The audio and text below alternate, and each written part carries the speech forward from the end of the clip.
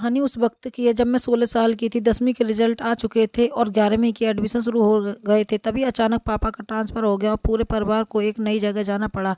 लेकिन पापा ने मेरी पढ़ाई को ध्यान में रखते हुए मुझे उसी शहर में रखने का फैसला किया, क्योंकि यहाँ का स्कूल बहुत अच्छा था। पापा ने अपने एक दोस्त के घर रहने की व्यवस्था की। अंकल आंटी बहुत अच्छे थे और उनका छोटा बेटा कुणाल भी मुझसे काफ़ी घुल मिल गया था। लेकिन इस नए सफ़र की असली शुरुआत तब हुई जब मैंने पहली बार उनके बड़े बेटे आर्यन की तस्वीर देखी। वो लंबा, डार्क और बेहद हैंडसम था। आर्यन मिलिट्री स्कूल में था, इसलिए मैं उससे कभी मिली नहीं। तस्वीर देखकर बस एक हल्की सी उत्सुकता जागी थी।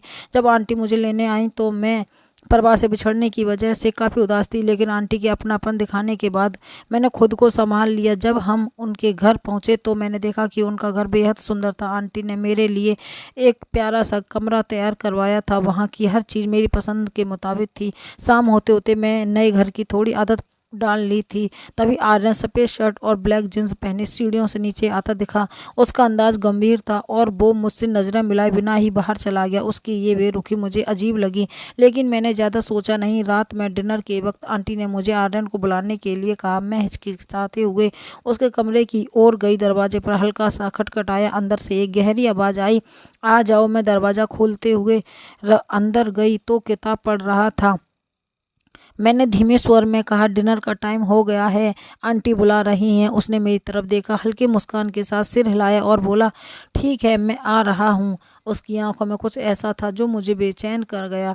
अब वापस डिनर टेबल पर आई, लेकिन मेरा ध्यान बार बार उसकी तरफ जा रहा था। आर्यन की गंभीरता, उसकी सादगी और उसका अनुशासन प्रिय स्वभाव मेरे दिल को कुछ अलग महसूस करवा रहा था। दिन गुजरने लगे और धीरे धीरे मैं इस नए माहौल में घुलने लगी। कुणाल मुझे कभी कभी परेशान करता तो आर्यन उसे डांट देता, लेकिन हमारे बीच ज़्यादा बातचीत नहीं होती थी। मैं उससे बात करने से कतराती थी और वो खुद मैं ही मसरूफ़ रहता। एक शाम बारिश हो रही थी। मैं गार्डन में बैठकर कॉफ़ी पी रही थी। बारिश में भीगा हुआ आर्यन जॉगिंग से लौटा। उसने मुझे देखा और मुस्कुराते हुए कहा, तुम्हें भी बारिश पसंद है? ये उसकी ओर से पहला प्रयास था बातचीत का।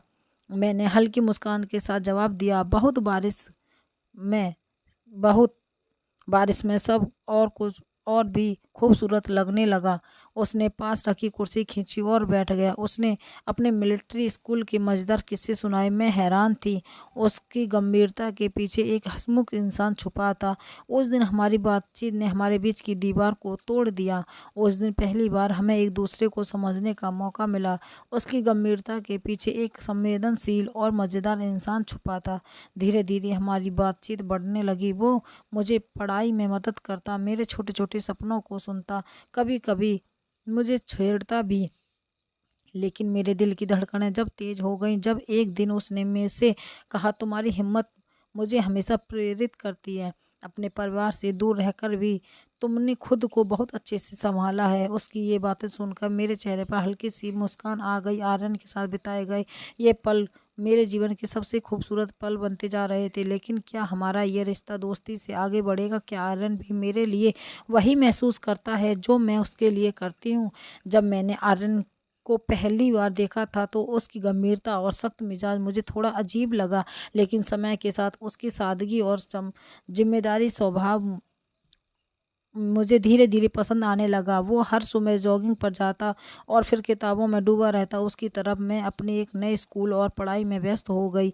एक दिन स्कूल से लौटते वक्त मेरी साइंस की किताब गुम हो गई। मैं परेशान थी क्योंकि अगले हफ्ते टेस्ट थे। आर्यन ने मेरी परेशानी संभाल ली। उसने मुझसे कहा, तुम फिक्र मत करो, मैं मेरी पुरानी किताबें पढ़ी हैं, वो काम आ जाएंगी। उसने अपनी किताबों का बॉक्स खोला और मुझे किताब निकाल कर दी। वो खास था क्योंकि उसकी मदद करना उसकी गंभीरता के विपरीत था।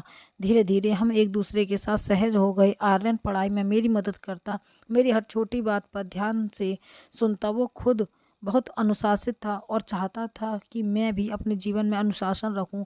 लेकिन मेरी उलझन बढ़ती जा रही थी। क्या ये सिर्फ दोस्ती थी या मेरे दिल में उसके लिए कुछ और था? एक दिन स्कूल के प्रोजेक्ट के सिलसिले में मुझे देर हो गई। घर लौटते वक्त बारिश शुरू हो गई। मैं भीगते हुए घर पहुंची। आर्यन गेट पर खड़ा था, मेरा इंतजार कर रहा था। मुझे देखकर उसने जल्दी से तौलिया दिया और कहा, तुम्हें खुद का ख्याल रखना चाहिए, ऐसे भीग कर आना सही नहीं है। उसकी चिंता भरी आवाज़ सुनकर मेरा दिल भर आया। मैंने पहली बार उससे कहा, तुम्हारी फिक्र मुझे खास लगती है। उसने कुछ नहीं कहा, बस मुस्कुरा दिया। उस रात मैं अपने कमरे में सोच रही थी, क्या उसे भी मेरे लिए कुछ महसूस होता है। कुछ दिन बाद आंटी ने परिवार के सभी लोगों को डिनर पर बुलाया। आर्यन ने किचन में मेरी मदद के साथ काम करते हुए हमारी आंखें कई बार मिली, लेकिन हम दोनों चुप रहे। डिनर के बाद आंटी ने कहा, आर्यन, प्रिया को शहर घुमाने ले जाओ। वो अभी घर और स्कूल के अलावा कहीं नहीं गई है। आर्यन ने बिना कोई सवाल किए हामी भर दी। अगले दिन आर्यन मुझे शहर की सबसे खूबसूरत जगहों पर ले गया। हमने एक झील के किनारे बैठकर बातें की।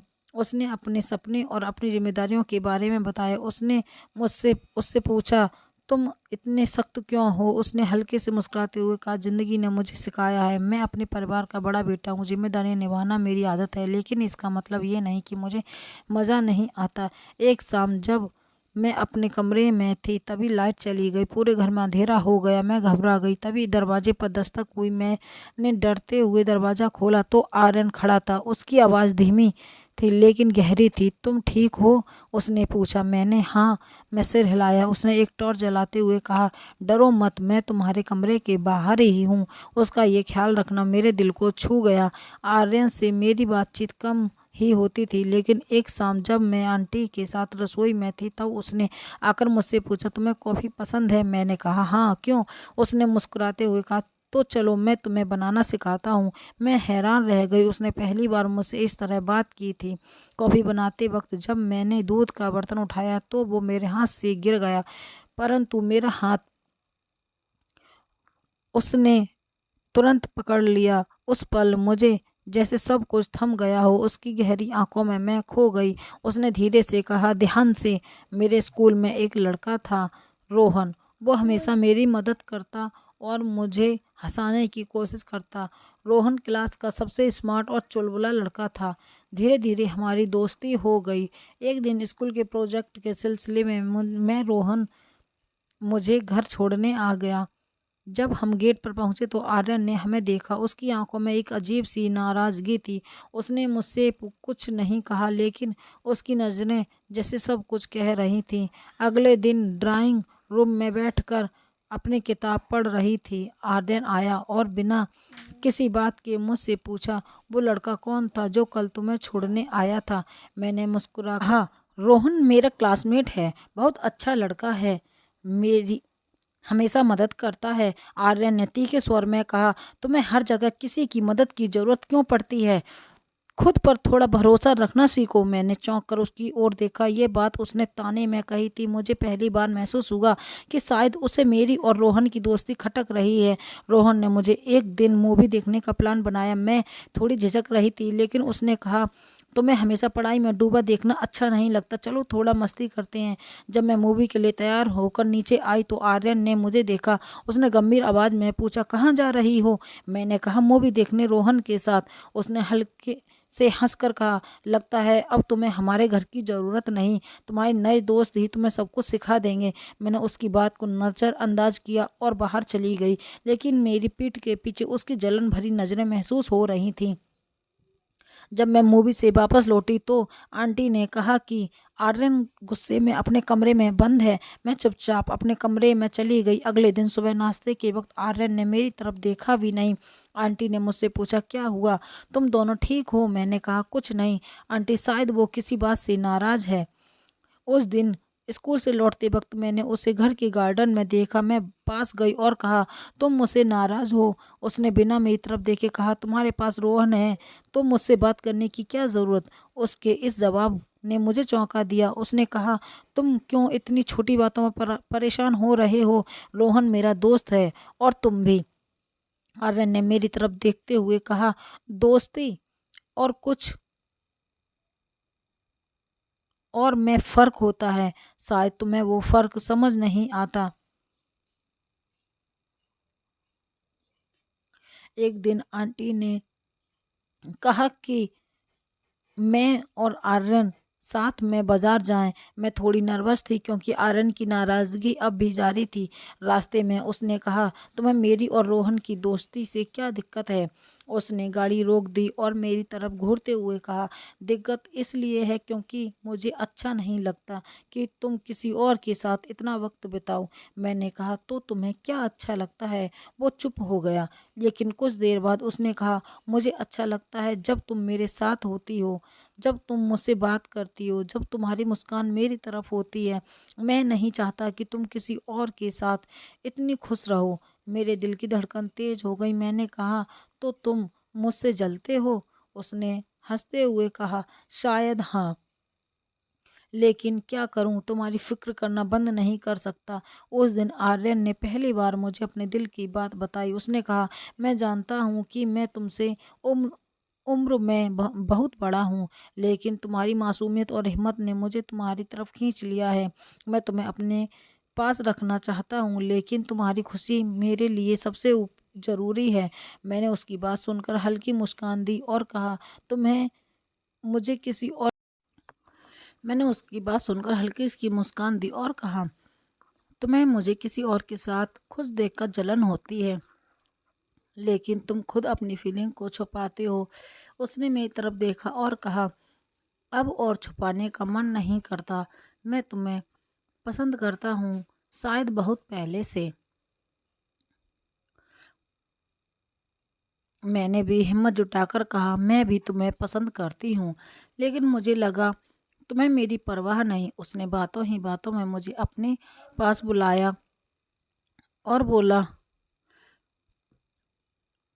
मेरे कानों में बोला, मन तो कर रहा है तुम्हें अपना बना लूं, लेकिन अभी तुम छोटी हो, सही समय आने पर तुमसे शादी कर लूंगा। और अपनी सीट पर जाकर बैठ गया। उस दिन के बाद से आर्यन का बर्ताव बदल गया। वो अब खुलकर अपनी फीलिंग जाहिर करता। हालांकि उसने कहा कि हमारी पढ़ाई और भविष्य सबसे पहले हैं। रोहन ने मेरी खुशी देखकर कहा, तुम्हारे चेहरे पर ये चमक देखकर पता चलता है कि तुम्हें वो मिल गया जो तुम्हारे लिए सबसे खास है।